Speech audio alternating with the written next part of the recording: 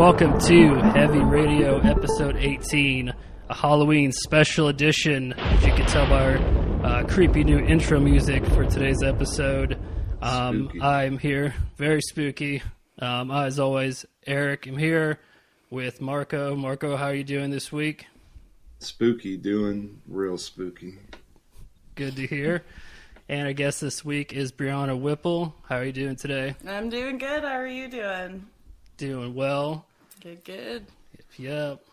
So, those of you who don't know, Brianna is from Heavy Horror, and we will talk more about that in a bit. But first, we are going to get into some news items for today. We have 6 news items today, which is fitting for the Halloween episode.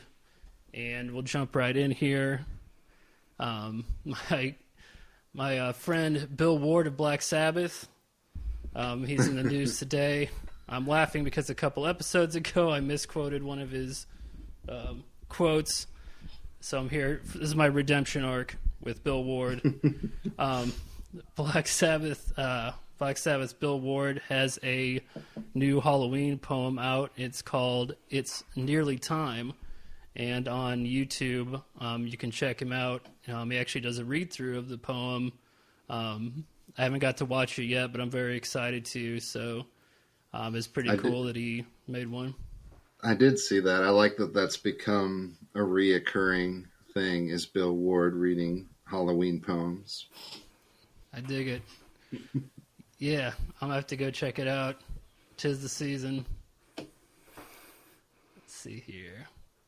Next up, Mr. Bungle is in the news. They re-recorded their 1986 demo, The Raging Wrath of the Easter Bunny. It's set to come out on October 30th. And for this re-recording, they actually recruited Scott Ian and Dave Lombardo. They actually have one track that you can stream right now, but that album is on its way soon. I was going to ask if you guys have had a chance to listen to it yet. I haven't. That's a pretty wild combination. Scott Ian, Dave Lombardo, and Mr. Bungle. Yeah, I guess they had a demo back in '86, and the bassist Trevor Dunn said that over the last little while he's just been talking to the guys and asked them if they wanted to re-record the '86 demo, and they recruited Scott and Dave and went and got it done. So I've heard one track. My cousin actually sent it to me randomly, and I was like, what is this? So it's metal as fuck, for sure. I knew that they were working on something because I was listening to a podcast with Maynard from Tool, and he mentioned that they were both live streaming using the same company. So I knew they were up to something, but I didn't know all that. Hell yeah. So if you got some Mr. Bungle fans out there, or Anthrax, Slayer fans, or just old school metal in general, definitely check this one out. Let's see. Also in the news, Scorpions. In a recent interview, they said that they have over 25 songs written for a new album. I guess they were slated to go into the studio, but of course they weren't able to in LA. So they're just working on the tunes. So yeah, I'm pretty excited about the prospect of new Scorpions music. How about you guys? Hell yeah. Always. I think they're one of those bands that said they were putting out their last album like 5 times now, but I'm always okay with more. Oh yeah. Yeah, I think they're one of those cats they're one of those bands that when I hear they're working on new stuff, I'm just excited. So yeah, I'm definitely excited to see what they're gonna do. They said they referenced the albums Blackout, Love at First Sting, and Love Drive as their influence. So that's some straight up old school shit. Yeah, that's their best era, and I will die on that hill. Yeah, totally. Yeah. I'm glad to hear that. That's for sure. Yeah. Yeah. So yeah, I'm excited about that. Also in the news, new releases, John Carpenter has a new single out called Weeping Ghost that you can go check out. His new album, Lost Themes 3, Alive After Death, will come out February 5th. So we have a little bit of time to wait for the whole album, but you can already listen to the song Weeping Ghost right now. Really excited about this one. Have you guys ever had a chance to listen to the first two Lost Themes records? I listened to the first one, and I actually got to see him live a couple years ago, and it was just Awesome. unreal. Like, I think he opened with the Escape from New York theme, and I just started bawling. I was just like, That's "Ooh!" awesome. Yeah. Yeah, I have both those records, and honestly, it's been like the perfect thing to just walk around listening to in 2020. It pretty much is ideal, Yeah. ideal With some soundtrack. sunglasses. Right. Yeah, you have to. So I need this You need them outfit. this year. But yeah, no, great. I love those records. I can't wait for the third one. I didn't know it was here, so I'm stoked to be able to check that out. Yeah, totally. And yeah, and then they also had in here, we still have to wait another year for Halloween Kills, since that got postponed, but I can wait patiently. I've got this to check out in the meantime.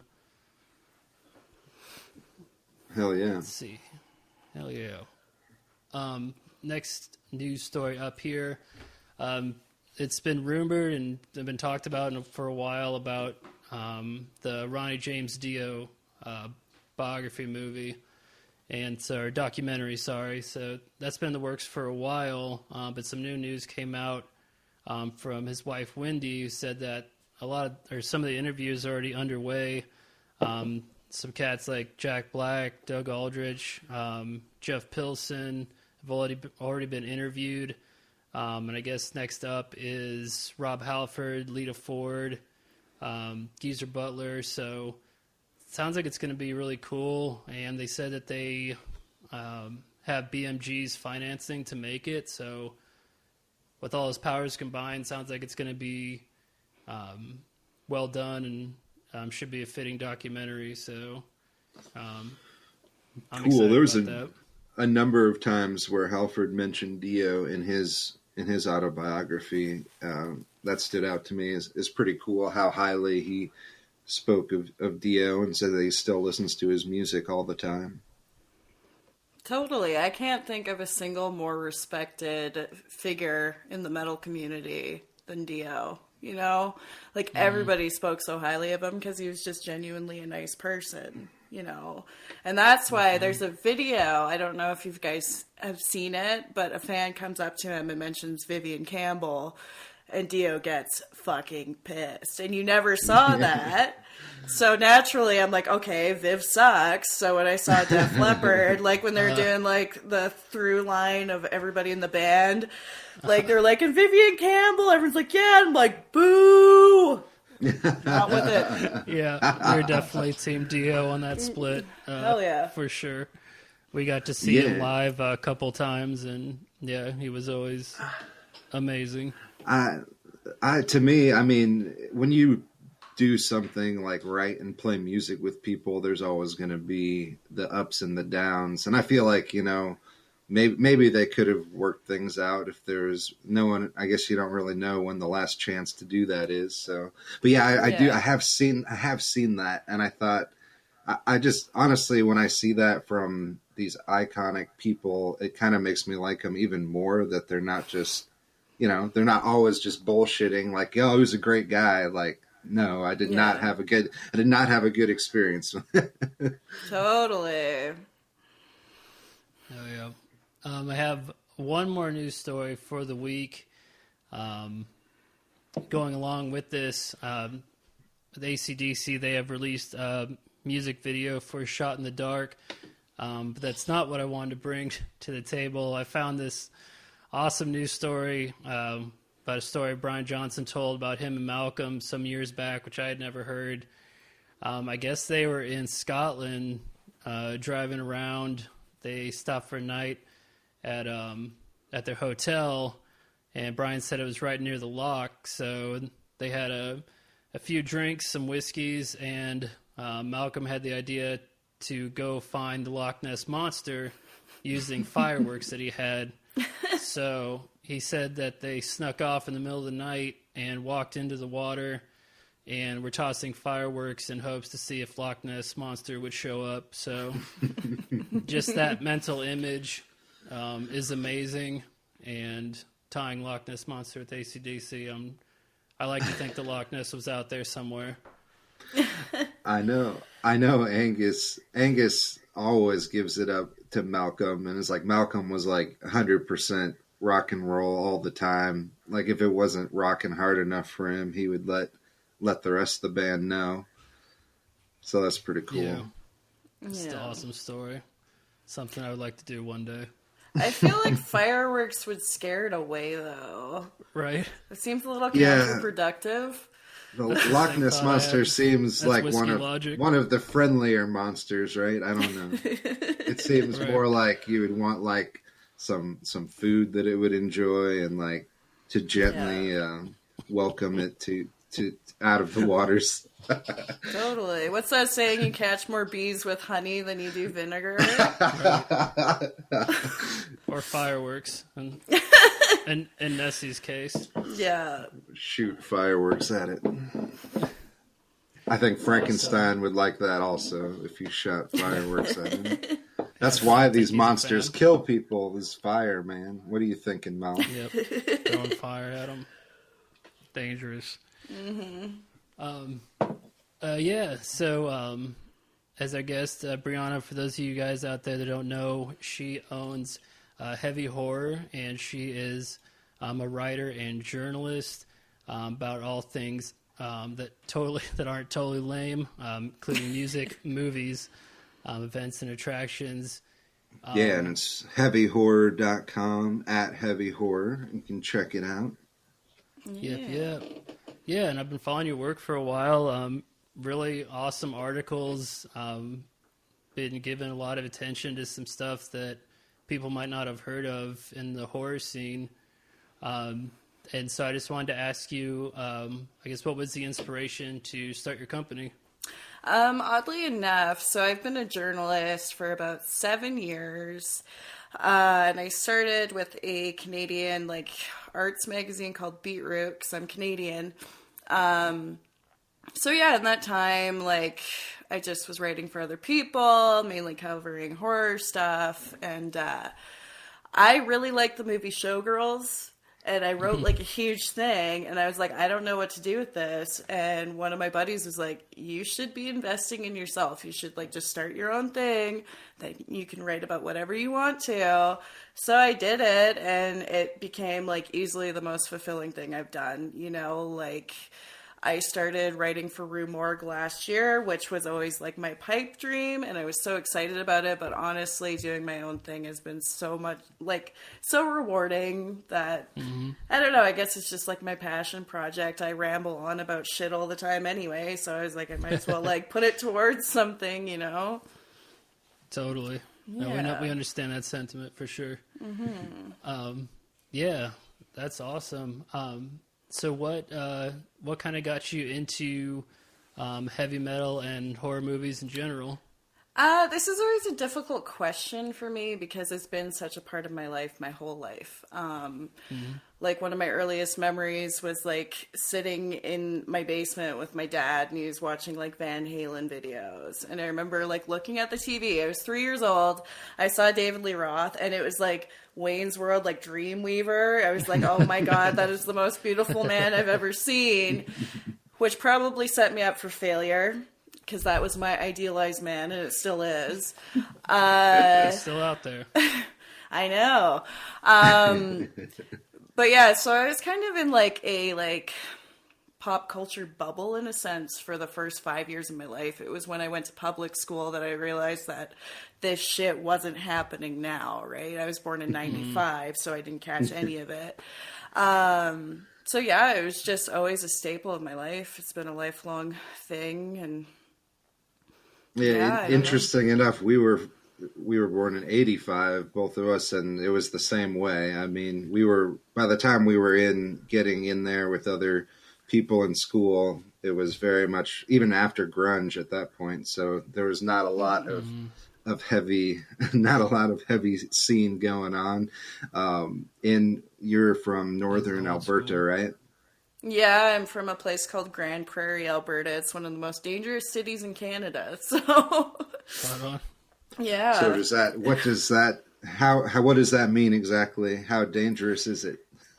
Well, okay, so like I'm from Alberta, where like the oil province, where the economy comes from. So where I grew up, it was an oil rig city, so it was very transient. You got a lot of drug stuff. We had gangs, all that shit, you know.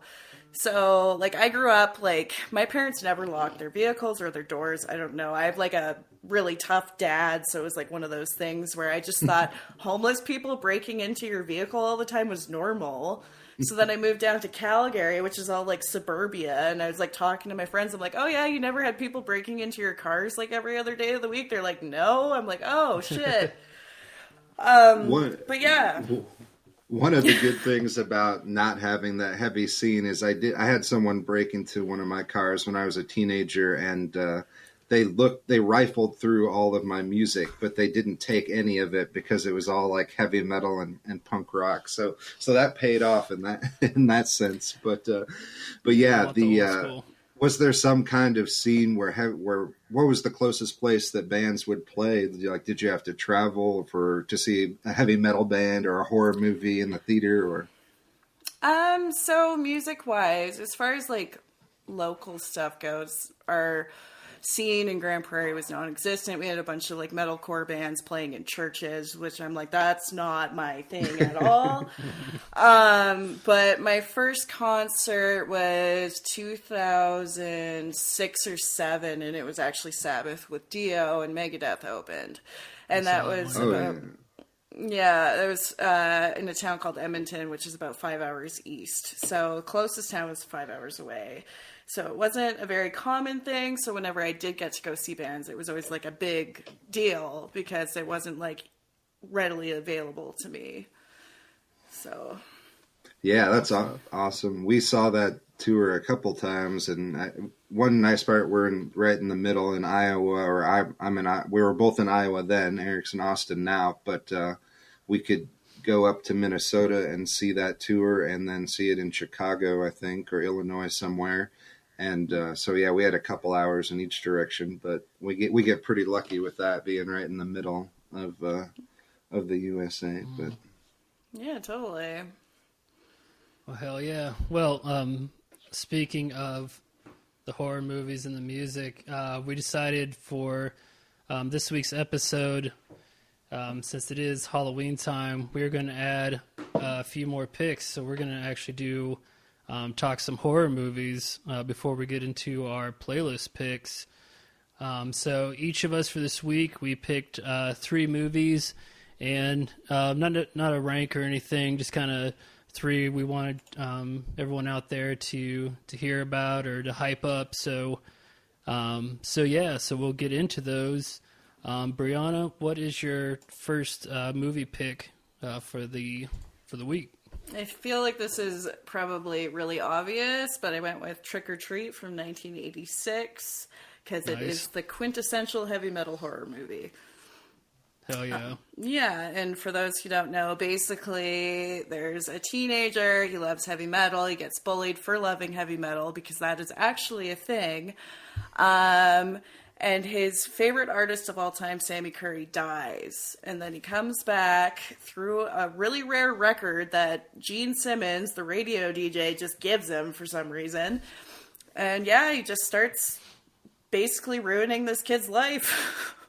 And it's just really fantastic. Fastway does the soundtrack. It's deadly. And Tony Fields plays Sammy Kerr. I don't care what anybody says about Tony Fields. He's perfect. Blackie would have been cool too, but Tony did a wonderful job. So. And that's got Ozzy in it, right? Is that the one yeah. where he's just very pastor? Yeah. Yeah, and I totally, how I first heard about that was getting sucked in by that. They had one of the covers of the film had Ozzy and Gene Simmons on it, even though they're in it for very briefly. I was like, Yeah. well, I have to see this if those two are in it. So, but it does Totally. well. It was well worth getting sucked in by that. Mm-hmm. Yeah, it's great. And I like when I got the DVD of it when I was a kid, same thing. It has Ozzy on one side, Gene on the other side. And I was like, oh shit. And then I watched it and I was like, this is actually a good movie. Because there are movies out there that have like rocker cameos in it, or like Monster Dog. Alice Cooper's the lead role. I love that movie, but I know it sucks, you know. But Trick or Treat is actually a really, really good film, you know. Word. Yeah, I haven't watched it for a long time. I'll have to check it back out. totally. Marco, what was your first movie pick for the week? The first one I got was 2019, Color Out of Space, and it's got Nicolas Cage, and it's Lovecraftian horror, kind of horror and science fiction. And out of the last few years, this was probably one of my favorites to dig into. Just, I think they did Lovecraft justice, maybe for, I guess that's been happening now, finally. Maybe technology has caught up or whatnot, but it's basically a classic meteor crash lands in their family yard, and definitely the environment gets affected, and in a really insane sort of ways. Just different crazy things start happening, and people start adapting, and animals, and definitely. I think you'll enjoy this one. I guess it was. Tommy Chong is actually in this, and I think he's amazing in this. He's usually amazing, but in this movie in particular, I think this is his role right here. And it was Richard Stanley's first role since being fired from creating The Island of Dr. Moreau in 1996. So that's a little interesting tidbit there, but it was well worth getting him back out there for this, The Color Out of Space. Nick Cage is just on a tear. Mandy was just last year, wasn't it? I think. Yeah, I think that one may have been a little more heavy metal for sure, with some of the creatures and people in there. But this one, I love this movie, and yeah, couldn't recommend it more. Hell yeah. My first pick of the week is House of the Devil. From 2009. Just an awesome movie. It was made in 2009, but it's definitely a throwback to the early 80s. It's straight up about satanic panic again, since I was so hot at the time. The music in it's great. Like, it's filmed like one of the old school 80s movies, but it's without... it's like its own thing, its own movie. It's good on its own merits, and I think the scares are great. I think the deaths are like pretty like shocking and violent at times. Like, it's just, and it just is a really like confident movie, just beginning to end. Like, the team who made it just like knew exactly what they wanted to do, and the tone, and they just nailed it. And yeah, I don't want to give anything else away about the second half of the movie, but yeah, great one if you guys haven't seen it before. I actually haven't seen that one yet, and I've been meaning to, and it's driving me nuts because I don't know where I can see it. Yeah. You guys watch it on Prime. The first, that stands out to me as a great one from the last probably decade or two for sure. Even I would say it holds up to all that, and this one, I had an interesting thing happen. We were watching this movie, and my son, who was an infant at the time, he was sleeping in another room in our apartment, and I didn't know that it was like the first time he had ever snuck out of his crib.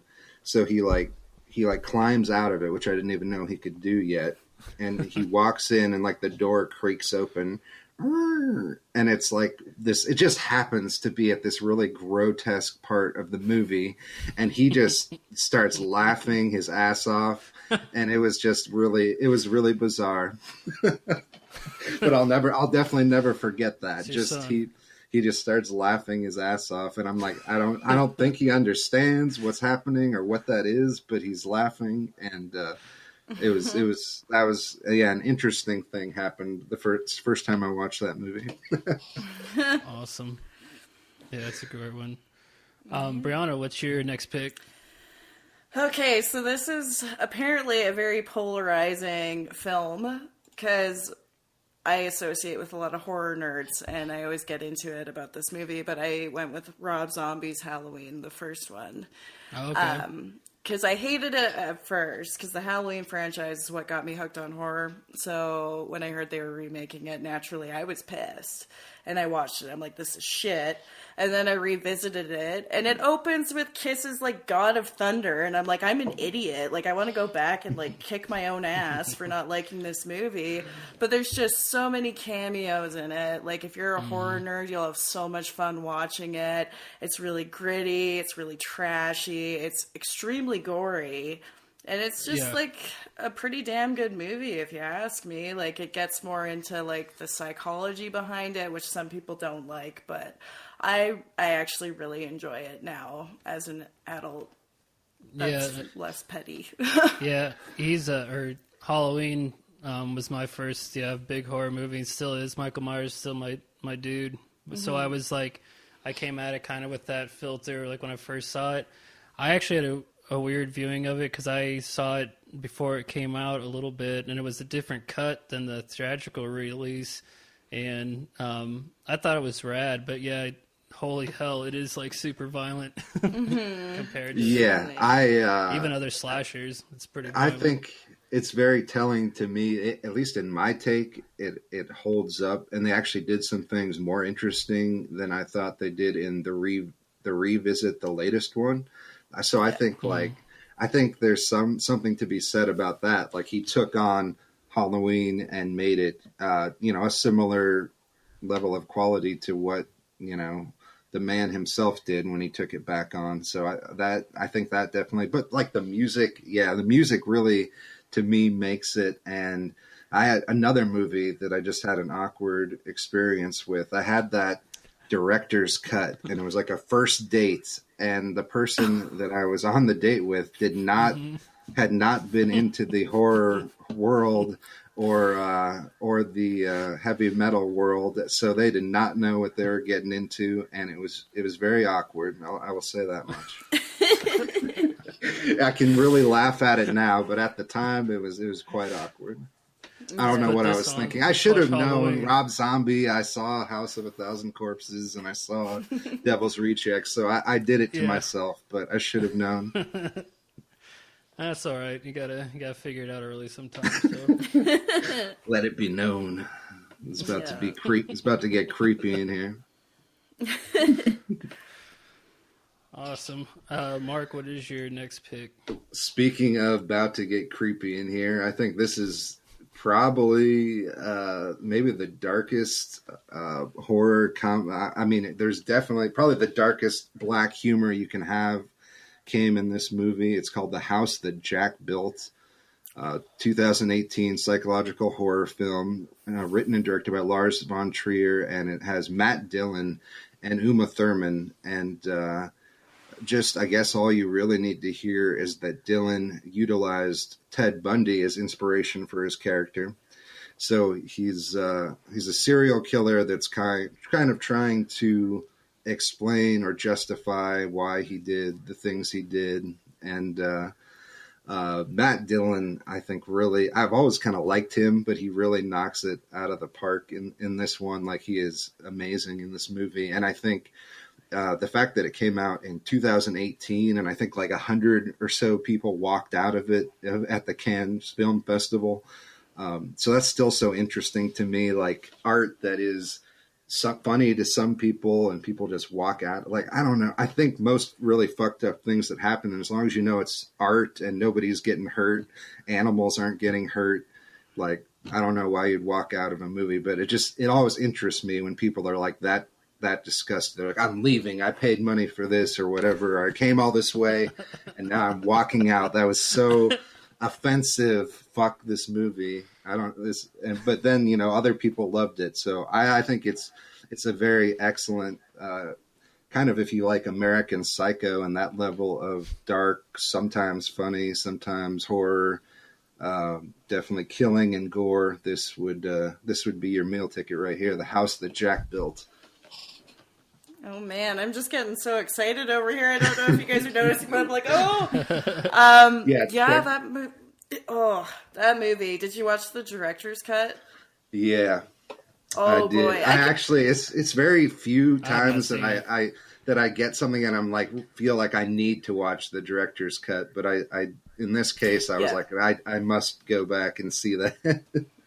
That movie is so dark. Like Lars von Trier, he's just like a total nihilist, and it made me feel like total shit. But it was such a good movie. Like it's one of those things where it's like I need to shower now, and like I need a palate cleanser, like put on Night at the Roxbury or something. Like I can't. How did Matt Dillon make you root for this guy somehow? Kind of like in a little bit, like maybe I don't want him to get caught. Like I don't know. It's very very intense film. Yeah, very much so. Yeah. I'll have to see. I'll have to gear up for that one. I'll have to be in the right mood. And I know it's like blasphemy too, like that someone someday, they were always talking about it, like someone's going to pick up Evil Dead and whatever. And I always thought Matt Dillon would be a good person. If you had to have someone that wasn't Bruce Campbell, I don't know why, but that always came to me in my mind. Just thinking of different physical aspects of him acting and thinking of Bruce Campbell cutting off his own hand. And I just, for some reason, feel like he could fill the void, but I don't think it ever needs to be done. But if someone had to do it, he would get my stamp of approval. Yeah, totally. I could see that for sure. Hell yeah. My next pick for the week is The Omen, the original, back in the 70s, Gregory Peck. I haven't watched it for a long time. I rewatched it for this month, and I just forgot how just good of a movie it is. Just the filming, like all the shots, how they're placed, they're just how they've thought everything out. It's just it's real claustrophobic feeling, and I feel like the tension just keeps building towards the end, which can be really tough with horror movies, especially when you know what the twist is or what the monster is. It's hard to kind of keep that tension sometimes all the way to the end, and I feel like that one does it. And some about the religious aspect of it, I guess, just really gives it another more realistic angle for me. And then I also think the violence is really intense in that one, because there's like a lot of times not much music, or the music's really quiet, so it's like it's a normal scene, then like boom, there's a death scene. It's just like right there, and they don't pull away. And it's kind of intense, especially for like when it came out. I was like, shit, people must have been freaking out in the theaters. So still holds up. You've made no mention of Rottweilers. Oh, the Rottweiler's there, and you got the Rottweiler from the Omen. I forgot Sinbad was right. I forgot how he got into the house and it also reminds me of the Black Sabbath music video where there's Rottweilers. Tony Iommi he kept Rottweilers a couple times in his life, so that's a very metal dog.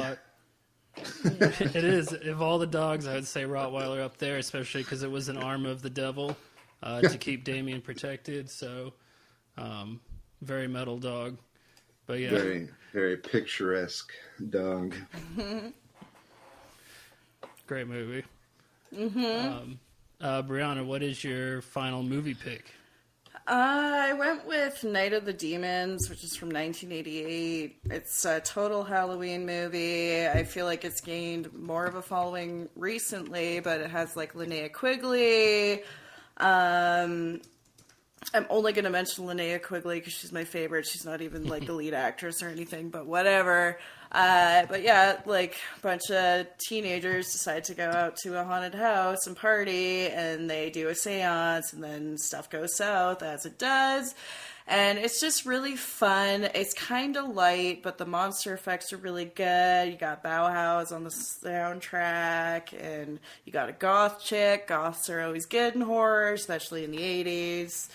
And yeah, I just think it kind of fits the tone that I want to set for my own personal Halloween very well. So, right on. Yeah, it's one I haven't caught it yet. It's one I know I need to, because I see a lot of like love for that movie online in the horror community. A lot of tattoos and I got and all one that right stuff. there. Yep. Yeah.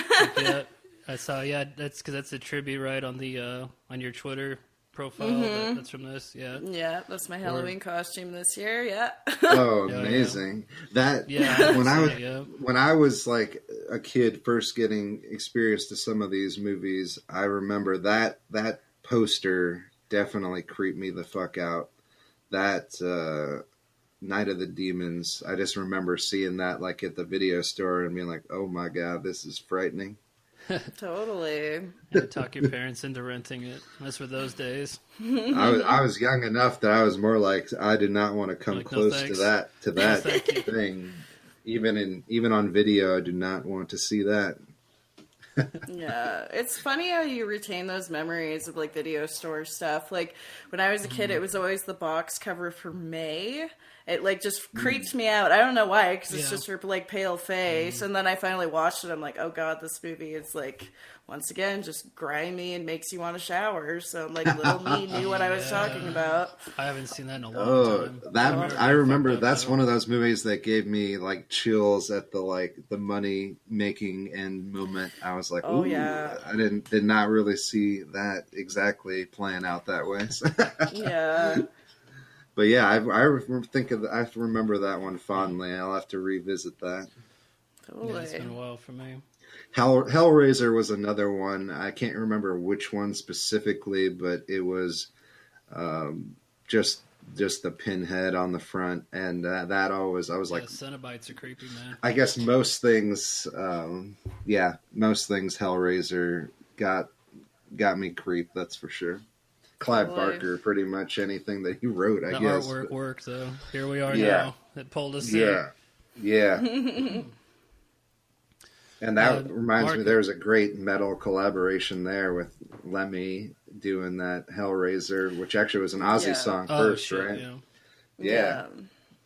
I love that track. But my last pick as far as films, I'm coming at you with the Texas Chainsaw Massacre 2.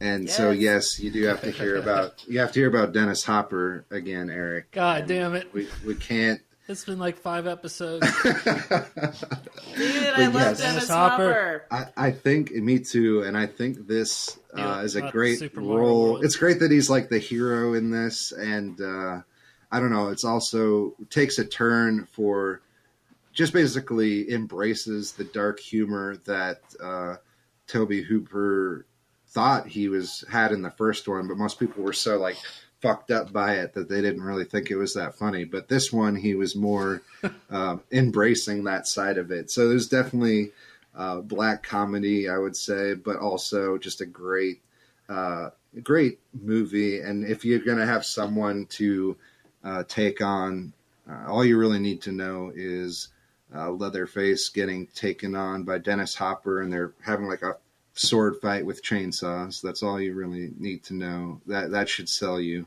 on seeing this movie. I think it's one of the more underrated sequels of horror movie history.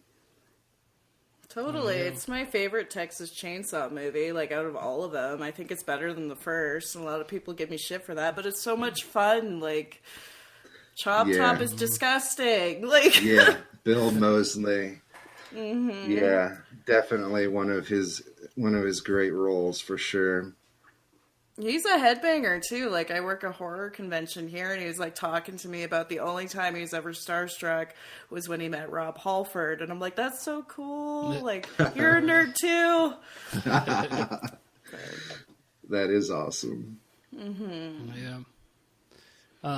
My third pick for the week is Tales from the Dark Side. So this is what some people would call like Creepshow 3, basically. It's an anthology movie, 1990, I believe. I'm doing that top of head.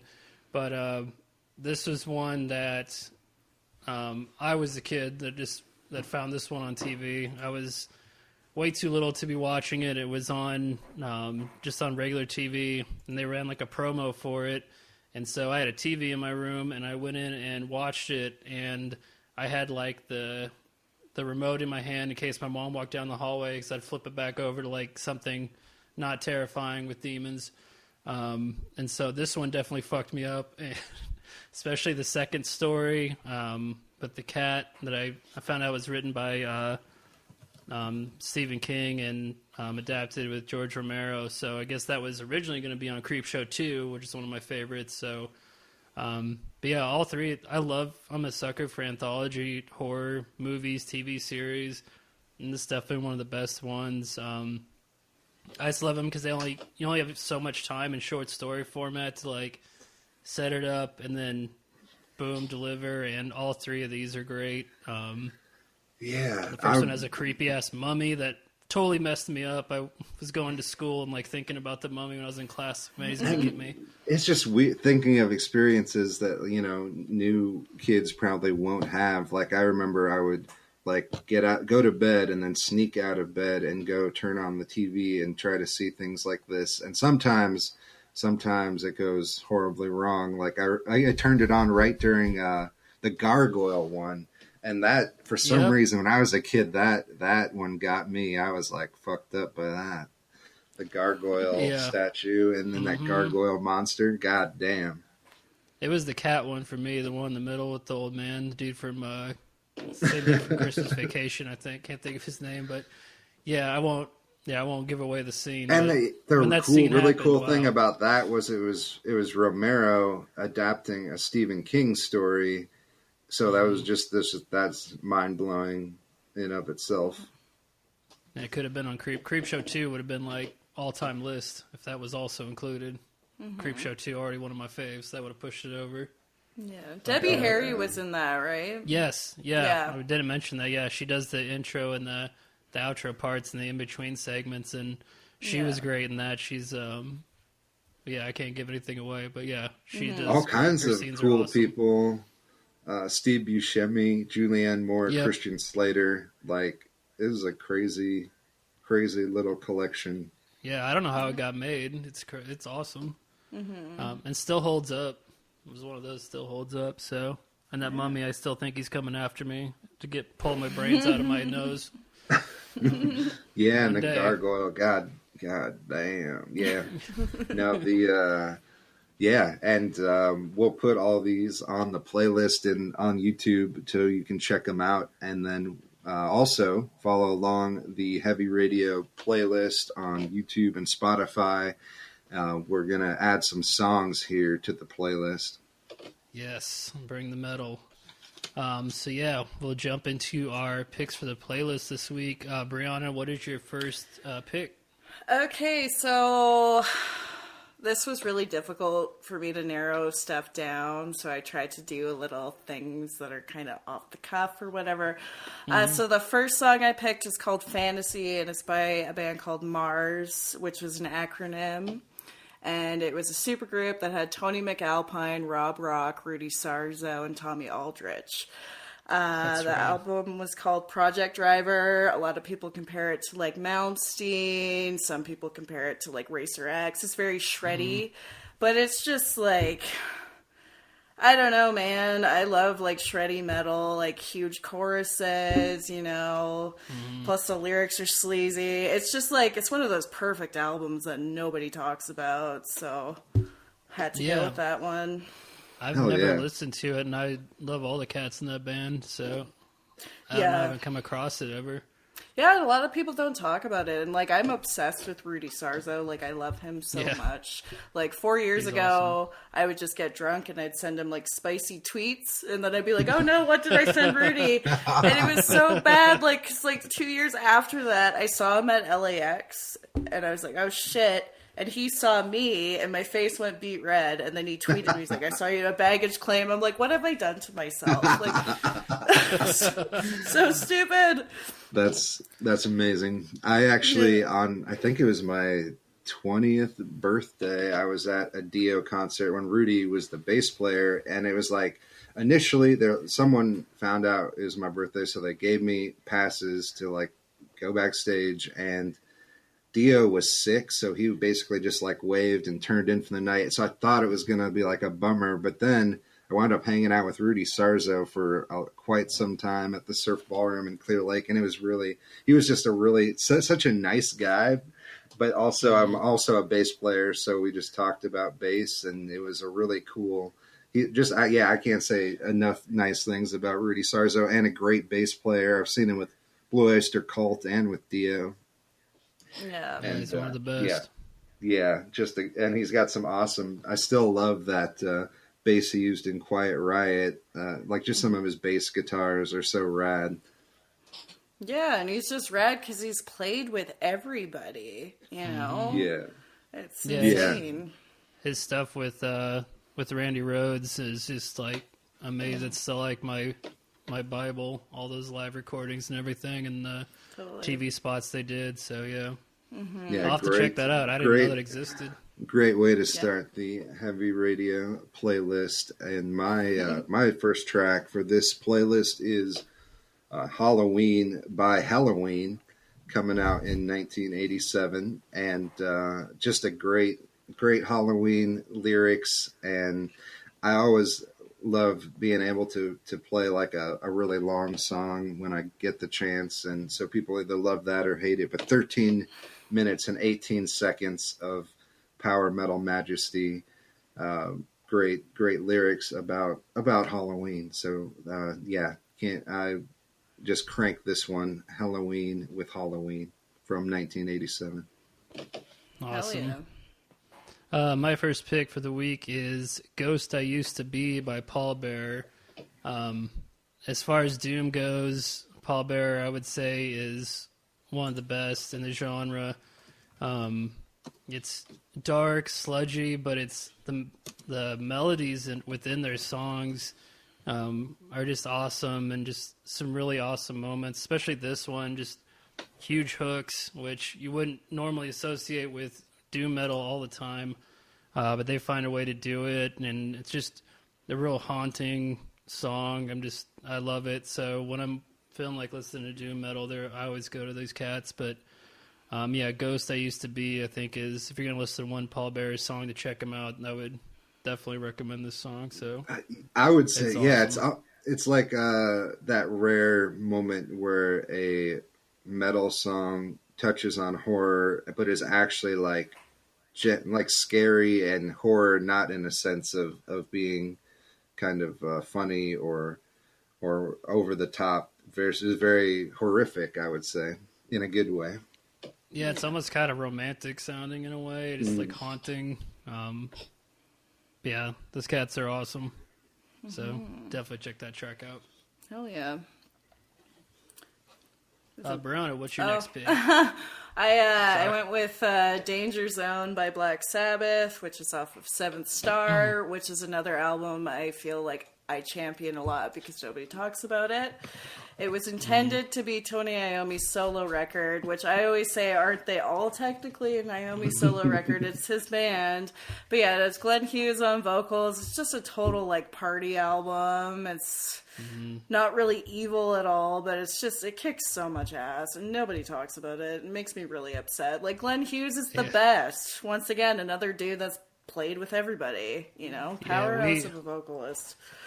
We talk about the song Stranger to Love a lot.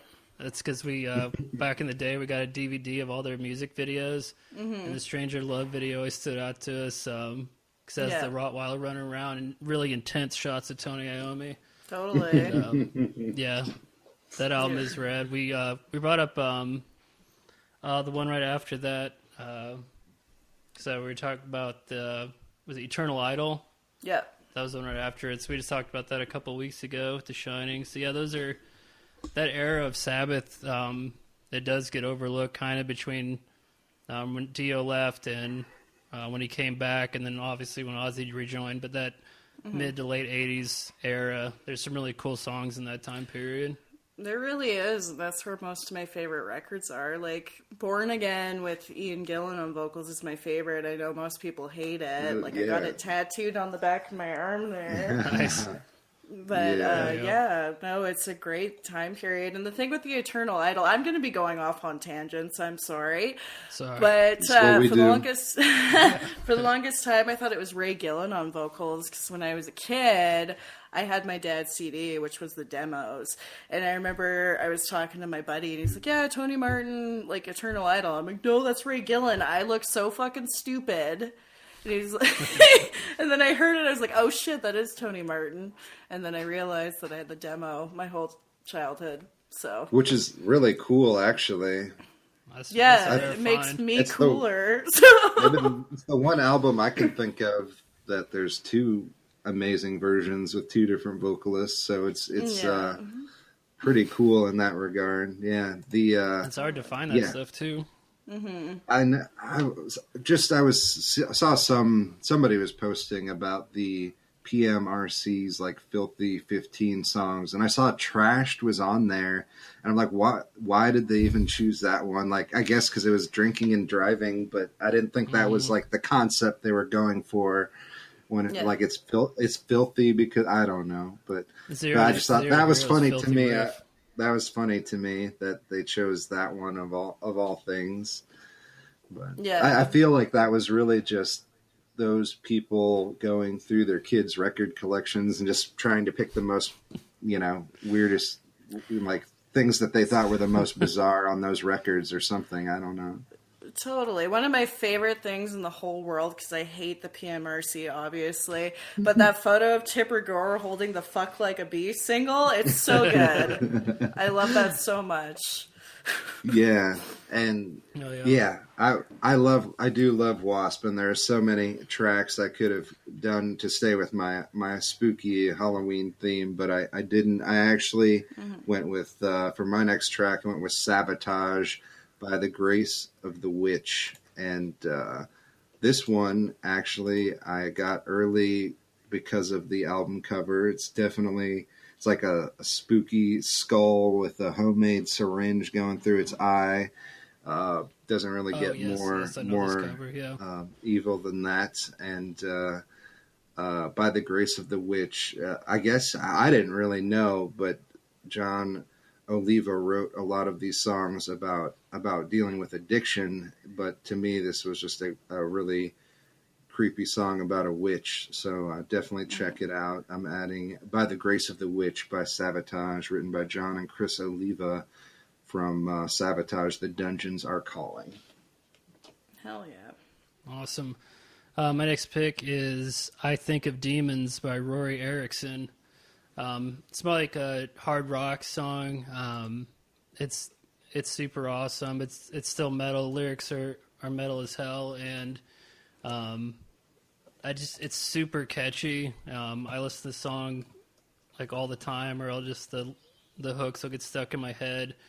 But I love the lyrics, and it's kind of a second meaning to them. And it's a cat I haven't really checked out a lot of his stuff until recently, but when I've dug into it, it's just a lot of really kick-ass music. So I don't hear about him a lot. So yeah, definitely check out Roy Erickson. And the song I Think of Demons is definitely one of my favorites, if not my favorite song he's had. So it's pretty awesome and very fitting for the season. Nice.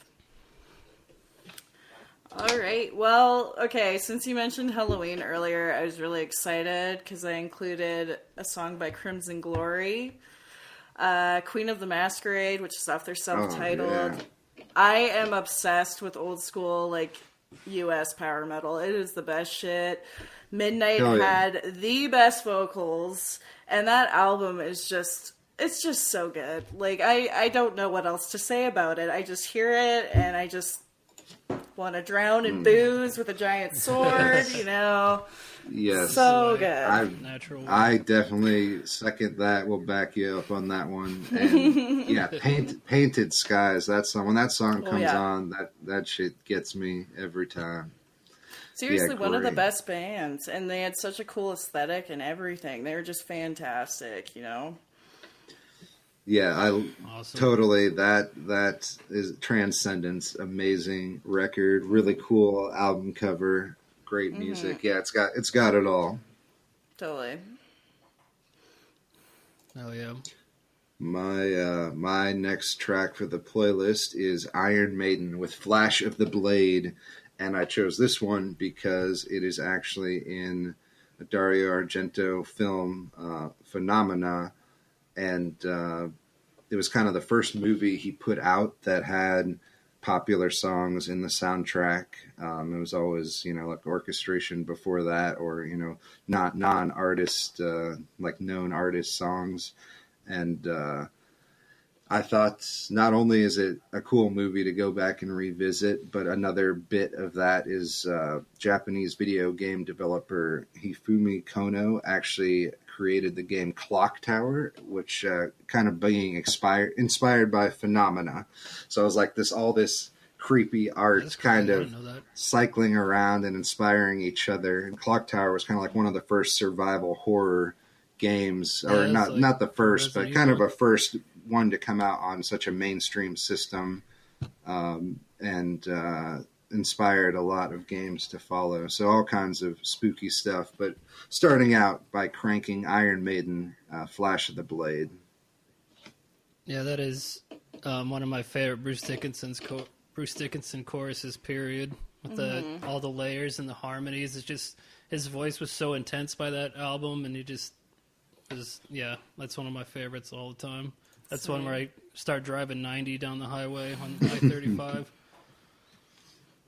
My next track is by a band called Mountain Witch, and the song is "The Dead Won't Sleep." This is definitely it's a kind of it's a new band, but it's kind of that throwback sound of like early '80s, new wave of British heavy metal, totally. Kind of that spooky vibe. I would like, if I just had to guess, if I didn't know it was a new record, I would put it like at 1982. It's like right in that sweet spot.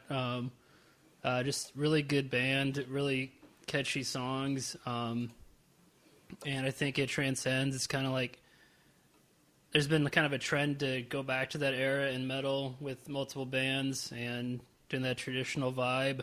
And I think that they break out of that and are just awesome in their own right. So definitely, I just kind of found them in the last few weeks, so I'm definitely going to go back and check them out. But yeah, Mountain Witch with "The Dead Won't Sleep," which is a very metal and Halloween title. Sweet. Rad.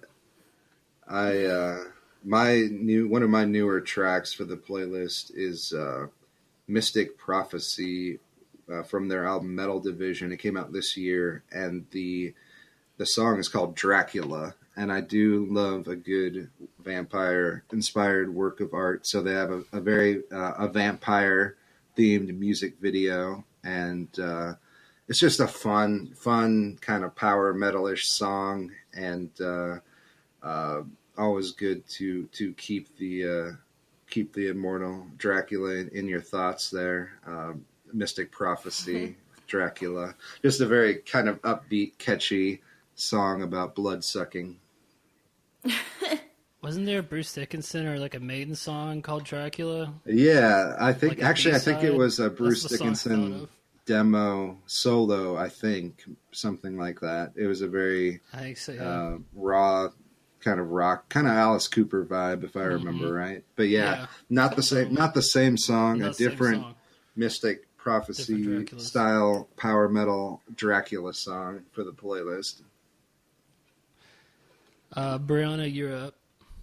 Yeah, I couldn't pick new things, so I just picked 5 old things. I'm sorry. And the next one's a bit of a cop-out, because I went with Hearing Aid Stars, which was that charity record. Like over 40 musicians featured on it. Anybody that was anybody was on there. And it's so fucking good. Like, I've literally threatened people at parties for not giving it the full attention it deserves. Paul Shortino from Rough Cut, I think that's the best thing he ever did. Like, he is a fantastic vocalist. Like, I love Rough Cut, but I mean, him on that track is just incredible. You got like Malmsteen ripping a solo, George Lynch, Neil Schon. Like, it's just you can't top it. Rob Halford, Jeff Tate. I could go on all day. It's so good. Yeah. Don Have you Dokken. seen the documentary? Yeah. Yes, the Don Dokken. and Yeah, the and Jeff Tate. So many badass guitar solos. There's like like 7 solos or something. Yeah, it's insane. I felt so bad watching the documentary because like Dio's like talking about Don Dawkins having like a thin voice, and I'm obsessed with Dawkins. Like, don't say anything bad about Dawkins around me, but it's just his voice. I know. I don't even I remember really that care moment, actually. that he It's funny. can't. I mean, no one else could do what he did when he's on top of his game. So who really, like, he did something untouchable. Yeah, I kind of Dream feel the same Warriors, about dog. Jeff Dream Tate. Warriors Like, happened. they were pretty. You can't fuck with them when they were on top of their game. Like, of course, they're going to No. be human beings and might not be able to like go to the 11th level at all times. But goddamn, when they did, warm up for that. they did, we have it captured on record, and it's Gotta a get Freddy Krueger to sonic achievement. take you there. Totally. My favorite part of that documentary is the Spinal Tap boys talking about Malmsteen, though. They're like, I'm so happy as the J in there to differentiate him from all the other Yngwie Malmsteens out there. So stupid. I bet he took that well. Yeah, he seems he definitely enjoys humor. I think I think he takes things I very think seriously. Did Dio write that with his bass player, or did With Dio? Jimmy I think Dio Bain. wrote that song. I think Dio him and Jimmy wrote Bain it. Probably. I don't know who he co-wrote it with, but I know it was Dio that put the whole thing was together. the- So. Yeah, it Producer. sounds like a Dio song, or just with like everybody on it. Yeah. Hell yeah, great song. Hell yeah. My next pick is AC/DC Evil Walks. This is just a super catchy song. Definitely one of my favorite AC/DC songs. It's off For Those About to Rock. This one doesn't get as much airtime as the other big hits, but I think it's just as awesome as anything. And it's got that Brian Johnson lyrical, like, it's kind of spooky but kind of fun, like, just got that Brian Johnson attitude, like it's a total rock and roll song, but it's so awesome. And the breakdown, they do a breakdown in there that only like AC/DC can do, where everybody kind of gets down and the chorus comes back up, and no one can do it like them. So yeah, definitely check out Evil Walks by AC/DC. That whole record is so good, and that's what I immediately go to. And people are like, I like Bon Scott only, because I used to be like that. But that, For Those About to Rock and Back in Black are both like party essentials. They're so good. Front to back. Yeah, I was like originally like, yeah, no one could take the reins from Bon Scott, but then just listening to the history of how Bon Scott actually brought Brian Johnson to AC/DC's attention is a really cool story, and he definitely, yeah, I've come to appreciate both of them so much, and that some of those tracks on that album are a big part of it for sure. The and we totally play Fast and Loose and break the rules with the playlist, so that's just perfectly fine. I did happen to find a new song that has a creepy horror creature here in the music video. This is Gamma Bomb with Shere Khan, and this is from the album Sea Savage. It's coming out on December 4th on Prosthetic Records. You can pre-order it at Gamma Bomb's website. But I love this band. They're one of my favorite new bands, and they just, to me, they really shred. They hit that power thrash just right. And I originally thought maybe it was Shere Khan, like the tiger, but I don't know. It looks like maybe like a fierce gorilla monster thing. Whatever it is, it's badass. So check out the video and check out the track Gamma Bomb with Shere Khan. Awesome. I didn't know they made a video for that. Yeah, it's a really rad, shred, man. really rad video. Definitely some horror elements going on. Nice. Awesome. Brianna, what's your last pick for the playlist? My last pick, once again, I'm going to champion something that I feel like not enough people are aware about. It's a song called Caught in the Crossfire. It's by a band called Hitman, which was a power speed metal band from... there's not a whole lot of info about them online. I feel like it was like the eastern United States, but this song literally like kicks the shit out of you. You got ripping drums, like wailing vocals, insane like guitars. It's unreal, and the whole album is so good. Like, it's one of the best out there, and I'm amazed that it didn't just blow up. Like, it is fantastic. That's awesome. Are they a newer band or? No, this is from, I think back it's in the from day? the late 80s or maybe mid 80s. Might have been 84. I can't remember the exact year, but it was definitely in the 80s, so. That's rad. Yeah, I never heard of them before. I'll definitely check them out. There's over the years, there's been a lot of bands that kind of, it's like they released a really kick-ass record and just kind of no one knows what happened in those times, and so that's awesome. Hell yeah. The music still definitely lives on. Check out, this is going to be an amazing Halloween playlist. Check out heavyhorror.com at heavyhorror. Check out all this cool content from Brianna Whipple, Brianna Mater. And the thing, I really, I saw your latest post about the Salem Horror Fest, the virtual fest, and that it made me want to see all of those movies. So definitely, I hadn't heard of either of those, any of those. So I'm excited to when I can actually watch those films. Yeah, those are short films. Salem Horror Fest is going on right now. My friend Kay puts it on, and they have a fantastic lineup this year, and it's going on throughout until Halloween, I believe. But yeah, I just cover SalemHorror.com. film. Yeah, I just cover film, music, and whatever I feel like, really. So. Oh yeah. Yeah. Awesome. Everybody out there, go check out her work. And Brianna, thank you very much for being on the show this week. Yeah, It's thank great you to for have you. having me. Yeah, that was a lot of fun.